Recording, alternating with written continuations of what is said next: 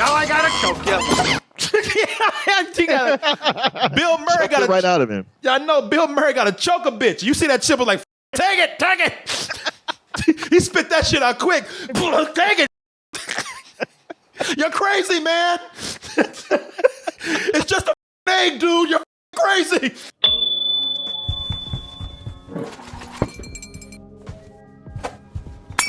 You know, this pandemic is hard on all of us out there, and it's especially hard on the kids. Somebody out there saying, man, them kids, they can't get it. They got it better than anybody out there. Wait, you know, they got it better than any of us. Nah, it's hard on them. Maybe even harder. It is hard on them. Look, maybe, and I don't even know how true this is, but, you know, they say the kids are kind of safe from what's going on right now health-wise. But, you know, it's a scary time for them too, man. Sure, and they could always get it and pass it on to somebody who's a lot more vulnerable. Exactly, man. You know, so they're having to stay in the house. They can't get together with their friends. You're not going to let them control the TV because you're at home too. Exactly.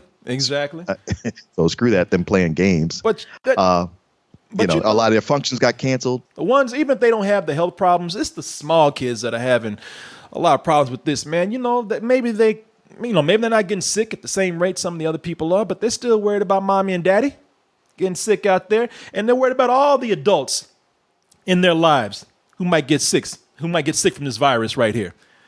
And what's worse is that they may not fully understand what's happening with what's going on right now. So this is also a very, very, very confusing time for them. But I got an email that was recommending a movie.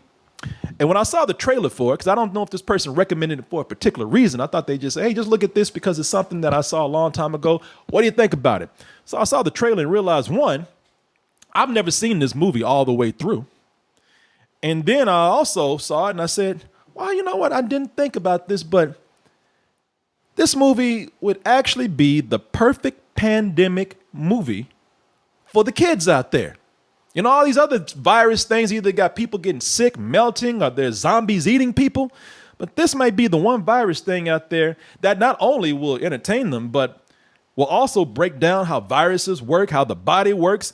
And it will all do that by making the kids laugh, making the kids smile with colorful cartoon characters. A deadly virus, a city at risk, and it's all inside this man's body. I'm contagious. You're busted. Give it up. OSMOSIS Jones is here to save us. Wait, what happened to OSMOSIS Jones? Oh, yeah. It's like, where'd he go? What happened? He's here to save us, and he won't go away.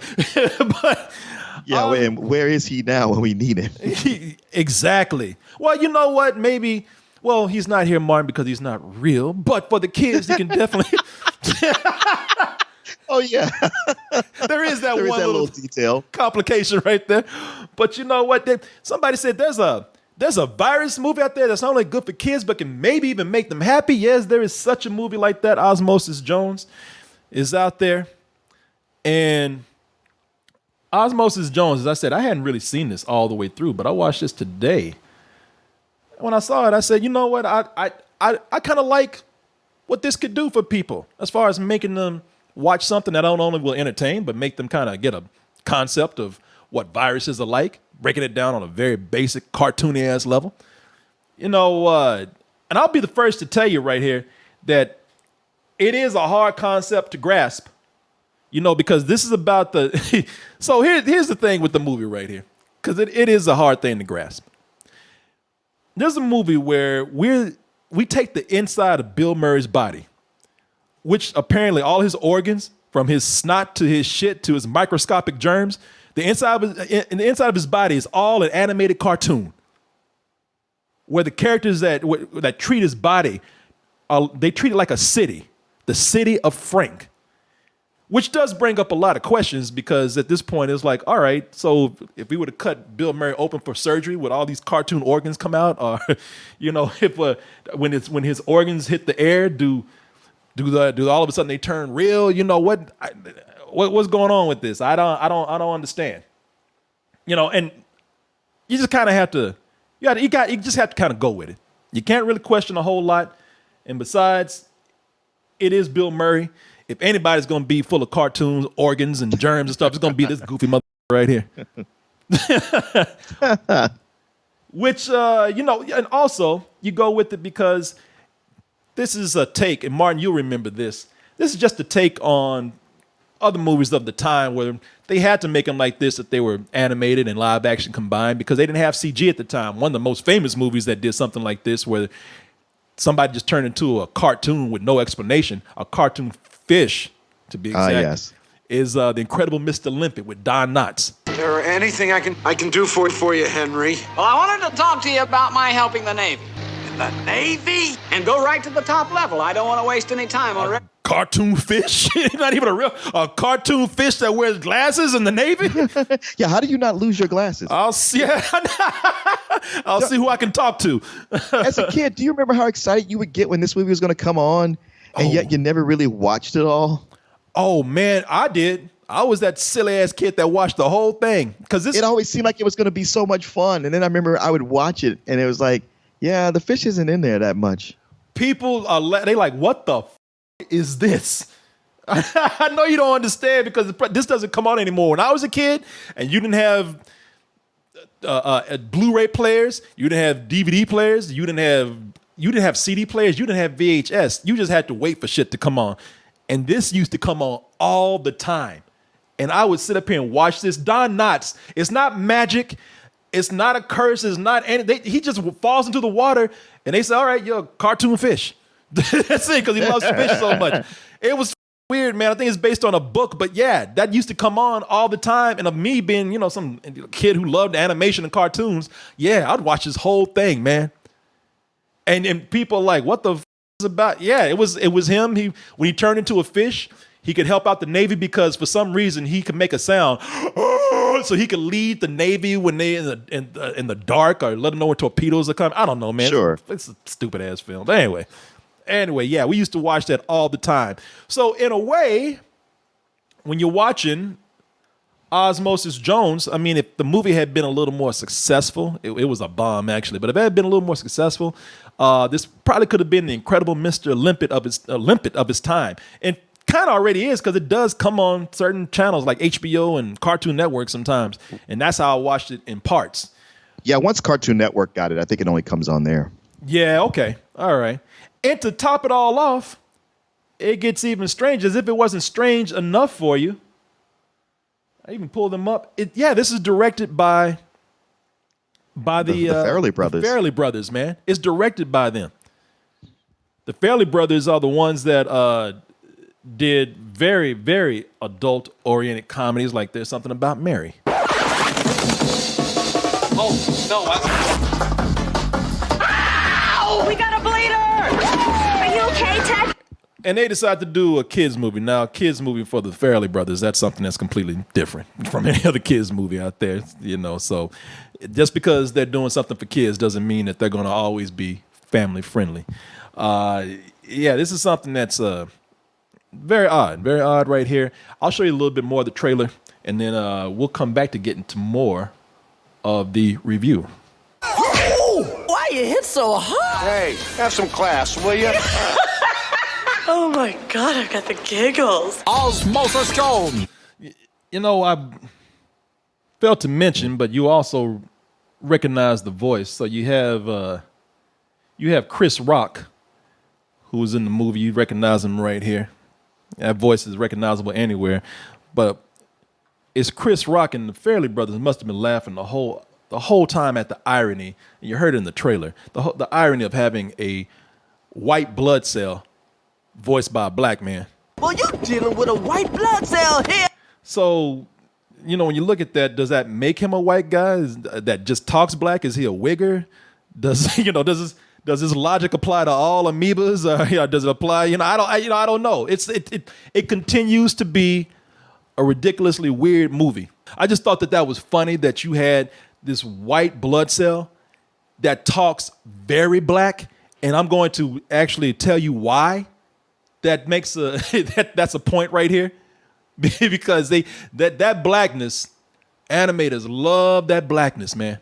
If you give somebody who's extra black with their voice work, animators love that. The thing is, I've come in and tell you all these questions that I have, all these weird things that go on with this. But I'm overthinking it because I'm a grown ass man. You know, kids are not going to actually go in and look at all the details on this. They're not going to go in and question all the little details that I've just pointed out right here. What they're going to do is they're going to look at all the jokes, all the gross out humor, all the animation, and all the funny characters that are happening right there. And they're just going to roll with it. You know, and that's going to be fine. And I would say that, you know, that's why I think that this is something that is in a time where kids are scared of the virus and scared of, corona and all everything that they're hearing and might not understand it. This might be something that's cool for them to see. At the same time, adults really should watch this too, because you should watch it just for Bill Murray. Bill Murray in the movie, Bill Murray looks like shit. He does. Like he's always moist. Bill Murray is always, he looks like shit. Corona, looking at him will make you want to be healthy just in general in life, right? No matter what. There are times in the movie where I just showed you where he's doing nothing. He's just walking. And he just looks like he's walking death right now. He's always greasy, always covered in a thin slime. And when he's not even doing anything, when he's just standing around, he just oozes. Just holes in his body, just dripping the nastiest fluids. Jeez, Frank, I'm standing right here. Can you use a tissue? What's that over there? Like people were using social distancing on him way before this shit happened. You know, nobody ever came near this nasty son of a bitch right here. He'll make you want to live for your kids, because the kids are watching this. They're going to tell you, please, Daddy, take care of yourself. Please don't be like Bill. Please, Daddy, don't die like Bill. Bill Murray going to die. Please, Daddy, don't be like Bill. It's just nasty, man. And, and the funny thing is, you look at this, and it is a lesson on what not to do. Everybody's telling you, wash your hands because of those fingertips right there. And this man, he eats and does the nastiest things, man. Yeah, he's the kind of guy who would eat a hot dog out of the gutter on Bourbon Street. What kind of human being would do that, man? But you know what? I know Corey Coleman would. But you know what? I draw the line somewhere, man. Like, I would never eat a hot dog from the gutter if it's been in a chimp's mouth. And that's what this man does. This man, first of all, I would elaborate on that. First of all, we talk about fingers, man. I'll tell you how fingers are my enemy right now. This dude, if Bill Murray lived in this time, being the Bill Murray from this movie, if he lived in this time, he'd be dead already. He'd be dead. In this movie, fingers stay in his mouth, fingers stay in his nose, and fingers even stay up his ass. Have some class, will you? We got mixed company down here. Fingers just in the nastiest places, man. And he eats the nastiest shit. Martin, yes. I ate a hot dog from the gutter in the dirty streets of New Orleans, where people are probably pissed and shit all over the place. But you know what? I'm happy to say that I'm not like Bill Murray right here. I do draw the line somewhere, sir. I do have a certain amount of respect. Some standards. Okay. I have some standards. I would never, ever pick up that hot dog if it had been in a chimp's mouth already. You know, this dude, no matter, he eats the nastiest shit, no matter what it is and no matter where it's been. This fool was about to choke. He's about to choke the shit out of a chimp. He said, in my nose and my lips, I'll choke the shit out of you if you don't give me my egg back. Okay, now I gotta choke you. Bill Murray got right out of him. Yeah, I know. Bill Murray got to choke a bitch. You see that chimp was like, take it. He spit that shit out quick. Take it. You're crazy, man. It's just a egg, dude. You're crazy. The chimps are like, why don't you just rip his nose off? Because I didn't know what to do. I'm not used to them just coming at us. He's like, I don't want his nasty ass nose. He said, I saw that last clip of them boogers and that snot coming out of his nose. I don't want that. The egg drops to the ground. It fell to a chimp's mouth. It fell from a chimp's mouth. hit the ground, and he's still like, that's still good.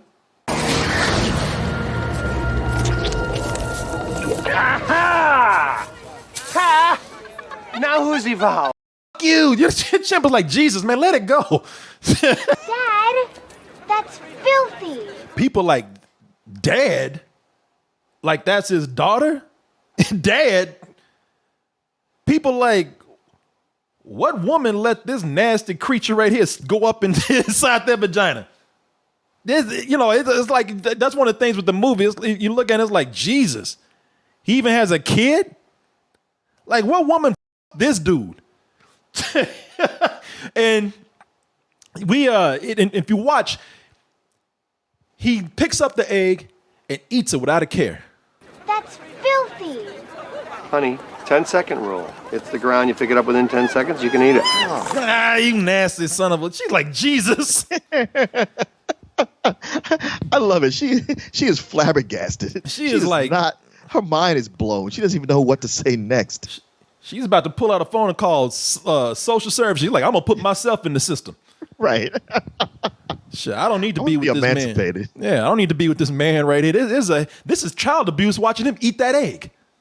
Well, now, Corey, a chimp's mouth is cleaner than a human's. But it don't look any cleaner when you see it on the camera. It shit, like in the word, actually, I don't know if that's true. Yeah, I know you making up shit. I was like, I don't know where the got that from. I just didn't want to say nothing. I was like, if I say something, is it gonna be an argument? I'm gonna be like, I know you full of shit with that. I'm like, okay. Because at first I was like, nigga, never mind. Never mind. I ain't gonna buy it, but we'll let it go. The daughter is doing her best to take care of Osmosis Jones right here. Daughter's doing her best, not Osmosis, but Frank. doing her best to take care of Frank. Right now, now, if I'm not mistaken, Frank has suffered a recent tragedy. Frank lost his wife, but probably because she was a nasty son of a bitch too. Oh, because the reason why the daughter wants to take care of her father so much, of Frank, is because she said mom died because she didn't take care of herself because she was eating nasty shit like you. So now she's worried about him, and Frank is like, I don't give a no, you living in my house. Go ahead. Oh man, I was giving him the benefit of the doubt, thinking that he was probably clean before, and once his wife died, he fell into this state of disrepair. They were both trash, both of them. They were both garbage, man. That's why mom died. Mom probably had diabetes or some shit. She wasn't taking care of herself, and then she left the daughter with this nasty fuck right here. So, I don't know, man. They don't go too much into the mom story, but what you do know is that mom ain't here anymore. And probably because mom didn't take care of herself. And now this poor little girl's over here trying to take care of this ass-digging son of a bitch right here. So, and you feel for it. But where things get interesting is that, you meet Frank. You get to see Frank eating nasty stuff. Frank's fighting chimps and everything for eggs. And when Frank eats the egg, that's when we start to get into the world of Frank, the animated world that's inside of his body right here. And you know what? And that is where you start to get into some of the fun things that you could talk to your kids about. Because at that point, that's where you start to introduce germs as characters. The germs in his bodies are the ones that take care of his body, because their body is his city. But Frank doesn't make it easy for them, because Frank eats all this nasty stuff off the ground, eats dirty things. He brings germs in, and the cells in his body are like cops. And Frank is pretty much just opening up the city to criminals, the way he's eating all this nasty stuff from all these nasty places and surfaces. Oh, whoever's in the city of Frank. Like us before, we're in the vicinity, we're on it. Now, this is where, when you watch this, any other time, and this is how deadly pathogenic gets in his body too, and threatens the city of Frank. Now, at any other time watching this, I would say that this is a mediocre film. Right. And it is a mediocre film. It's really, I'll be the first to tell you, man, as much as I love the art style in this and I love the animation and the character design, I think it's not a terrible film. It can be fun on a very, very low level, but any other time, just be a mediocre movie. Today, That's why I remember watching it on Cartoon Network. I thought, yeah, this is where it belongs. Yeah, and I think they even had an Osmosis Jones TV show. They did. They had a series, Ozzy and Drix. Yeah, Ozzy and Drix. So look, something like this works great as a kids TV show, but as a movie, man, it's a really mediocre film. But it's funny how, with what's happening today, this mediocre film has taken on a lot of relevance, man. You can see things connecting directly to what's happening right here in a way that you can actually sit down and explain to your kids in a way that won't scare them, in a way that won't worry them anymore, and like I say, in a way that might entertain them. The pathogenic that gets in Frank's body is this character Thrax, voiced by Lawrence Fishburne. And when you look at Thrax, he's the big bad virus right here. And short for anthrax? I don't know. I don't know. They never really say. I don't think it was anthrax because it's not, Frank would have been a whole lot worse if that was the case.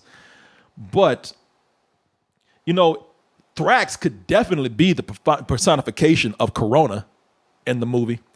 The way he takes glee and the way he quickly wants to infect people and then turns around and brags about it. They're making this too easy. An immunity cell has figured out everything, and they don't believe him. They're like, damn, like in real life? The only thing about Thrax is that Thrax is he can be charming sometimes. You almost like him. I mean, you don't want to like Corona. You don't want to especially now, you don't want to actually give any kind of credit or charm to something so deadly that we see today. But in the movie, that's one of the things they do. Lawrence Fishburne is such a great voice actor. They've animated him so well. The character's so well designed that sometimes you can't help but just be charmed by Thrax. Hi, baby. Hey, baby. Them cornrows in his head. But then at other times too, once you do start to like Thrax, he'll just be a complete asshole and just do something that's just foul. And again, take glee in it. And this is the one time that kids will probably not really enjoy the film. If you have little kids, it could probably be a little scary for them because they have some death scenes in here that freak me out. And I'm a 48-year-old man. I can only imagine what it's like if a 6-year-old kid watched this. I'm contagious. Ow.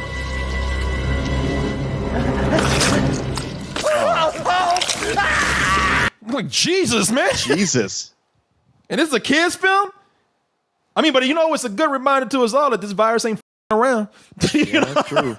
I mean, maybe, you won't listen to the news, but maybe you listen to what this cartoon got to say. Maybe a cartoon will do it. Yeah, if you show them like that, I'd be like, okay, I ain't going nowhere now. I'm like, God damn, man. That's one of the problems with the movie, too, is that it kind of falls in between. Is this a kid's film, or y'all trying to be like something that'll appeal to adults, too, because it doesn't really work out that way. Have you ever seen this before, completely all the way through, you said? Yeah. The first time I watched it all the way through. And I do remember when it came out, talking to some people. I thought you were one of the people who saw it, but who were like, yeah, it's just okay. And then when I was watching it, I was like, all right, the live action stuff is kind of goofy. But once it got into animation, I was like, all right, now this is kicking. All right, here we go.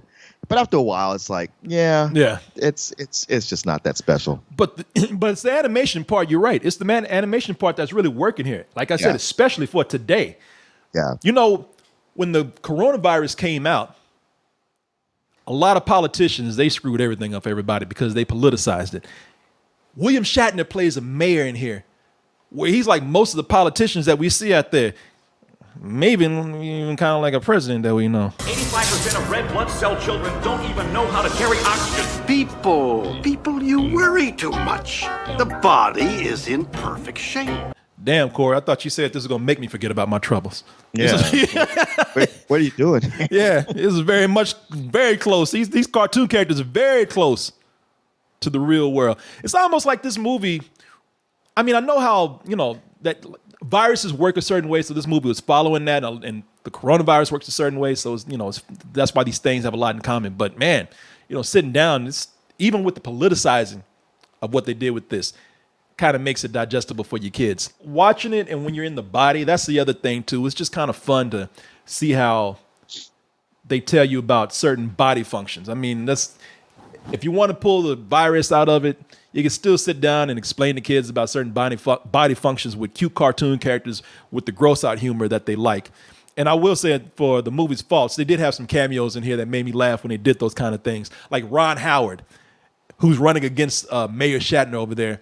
And he's and the place that he's trying to clean up first is the colon. What's that smell? That's the smell of change. Paid for by Colonic for Mayor. You know, it's too bad that the movie couldn't completely be like that, because there are some funny things in there like that. Because, like I said, again, without the corona relation that's going on, or the similarities that are happening, the movie is just mediocre. I'll tell you, the movie, it feels like the movie came out 2001, but it feels like something that was released in the mid 90s. You know, it hasn't aged well at all, man. Right. Yeah, there's a part in the film where, a lot of parts in the movie where they play a lot of hip hop and a lot of R&B, and it's not like it's bad or anything, but for a movie that came out in 2001, it sounds like some of these songs came out in 1991. Hey, don't touch the radio. You know, it's like, damn, when did this movie come out again? You know, you sure this movie is in the 2000s? There's a lot of things in there like that, to the point where they even bring people to do voices that are R&B that are R&B superstars, like Brandy. If anybody remembers Brandy, I like your smile. You know, Brandy's in here, and it's funny because I think in the movie, Chris Rock slipped up and actually called the character. There's a woman in here, and I think he actually called that character Brandy by accident, and they used it. Brandy, Leo. Hey, that's funny. We'll use that. You know, and speaking of the hip hop that's in here, it's funny. They put all this hip hop in the background. The one rapper that they brought in, that they put the spotlight on, is Kid Rock. Really? You know, back when he tried to be black and finally gave up and said, "Yeah, I'm a redneck." Yeah. Yeah, all that bob to the bar shit. You know. Yeah. Nobody buying that. He finally gave up. But this was back when people say Kid Rock was black. Man,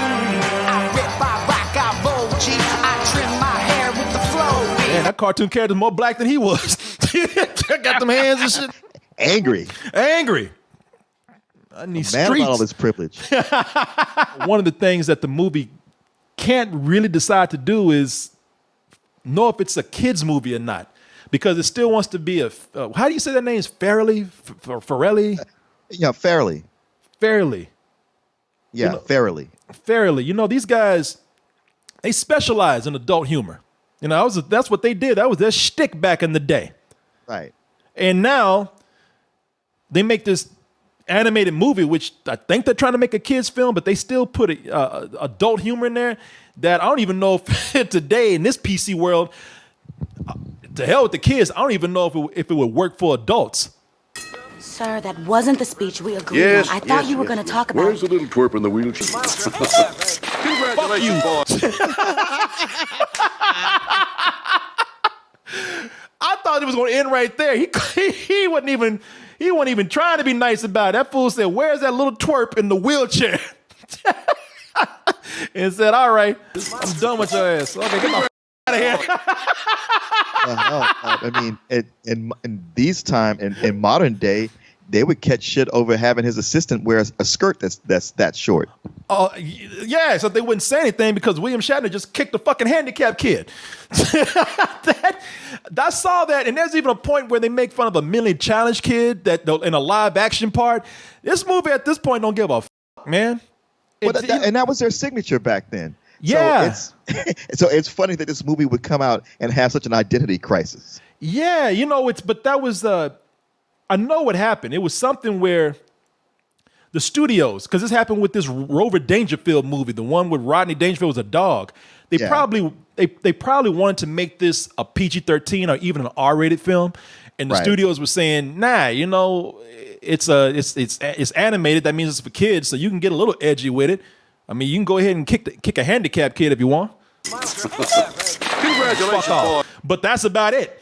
You know, they wouldn't let them go as far as they could, so they pushed it with that. And back in the back in the day, this is when you could call gay people certain names, and you could put images of certain people of color up there, and apparently you would kick handicapped kids in a wheelchair. One of the things that they did put in there that the kids might like, that adults might be like, oh, that's a little too much, is the gross out humor. Gross out humor works in the animated parts, the live action parts. It's just silly. It's just kind of silly. Poor Molly Shannon, man, in this movie. She's just a victim of Bill Murray's nasty ass. You know, she's just collecting all his fluids.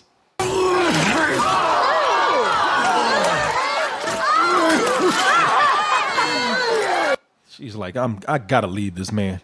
I like the way this little black girl like, you nasty. I know. I didn't want to come here in the first place. Yeah. White people. There's even a point where a pimple, like believe me, my acne was terrible when I was 16, but none of my pimples ever popped themselves. I've never had a pimple that bad. Yeah, I was like, Jesus. Yeah, come on. Yeah, I was like, all right, I understand that Bill Murray's nasty, but some of the live action stuff in here, you're just being nasty to be nasty at this point. I think I talked about it at a time when you could put a lot of stereotypes and stuff and people wouldn't say anything. Some people might say this could be a little bit racist, and it's also just confusing. Why does this? Is it racist to say that this white man is going around with Mexican germs? He's going to kill us dead, hombre. And they threw an essay and an hombre in there, back to back. Jesus. Essay, hombre. Like, wow. That doesn't even make any sense. They didn't have to put it's a white man's body. They didn't have to put no Mexican germ in there. But I know what they want to do. They want to be like, okay, this cop is going through all different parts of the city, including the barrio. And the barrio. And the barrio. This is Frank's body. Ain't no barrio in the Frank's body. That's probably something that wouldn't fly today. I will tell you, I was impressed by Chris Rock and his voice. Chris Rock has not always impressed me as an actor, man. I've always thought like, okay, he's funny, definitely. The guy's done some of the best comedy out there. And there's been some roles that he's been in where at a minimum he was okay. But he was okay. Yeah, he was all right. I don't think I've ever seen him as an actor where he was good. Yeah. But, as a voice actor, he did all right, man. He didn't do a bad job at all. The only thing, now here's why I'm getting into what I told you about earlier. I can tell you why they had a black man do a white blood cells voice, because Chris Rock, when he does a voice, he throws on extra black. There's an extra slathering of blackness on what he's doing. And animators love that. And you could tell that they took this black voice and it was animated by white animators, because everything got the hip hop hands. All of a sudden, as Oz told me one time, all of a sudden you get arthritis and you just keep going down, flapping like a dog. If you look right here, he got the hip hop hands going on. Money ain't gonna be your biggest problem if you don't tell me what you know about the sinus. Yeah, he throwing up gang signs and shit. Arthritis. Yeah, yeah. If you see my man, he was throwing up gang signs and shit. It's like animators through the whole movie. Chris Rock, everything he does, he's never subtle with it. I'm surprised he ain't slapping the shit out of everybody in the room, because everything he says, he talks like this. Everything that what they hear in their heads when he's doing it. Everything is going on like yo yo yo, yo yo yo yo yo yo yo. What's up, yo yo yo yo? Yo, this is how the black people talk. Yo, what's up? So it's not a big distraction, but it's just kind of like, wow, they made it as if the voice wasn't enough. They had to make him extra black in here. Everything he says, he got to get them clawed hands and keep pointing down. But maybe he's just trying to fit into his environment. What, a white man's body? I don't know, man. I mean, he's going through what is essentially the barrio and the ghetto of the body. I'm trying. Don't see. That's the thing. Don't try. You can point it out, but don't ever try to make sense out of this shit. You will hurt yourself, man. Don't do that. I'm looking after you, bro. Don't do that. Yo, Martin, don't do that shit, man. I really like the character of Drix. Drix the pill. It's short for his real name, Drix Sellerman or something like that. But I like the character of Drix. I thought that was a very inspired character. So where you from, tough stuff? I was developed at the University of Chicago, where I graduated Phi Beta capsule. Great. Got me in college for. You know, it's a pill that Frank took to put his fever down a little bit or help with his cramp. And of course, when the pill gets into his body, the pill all of a sudden, since he's extra strength, he takes on a role of almost like a RoboCop or something. I thought that was kind of funny. And perfectly voiced by David Hyde Pierce, man. Right.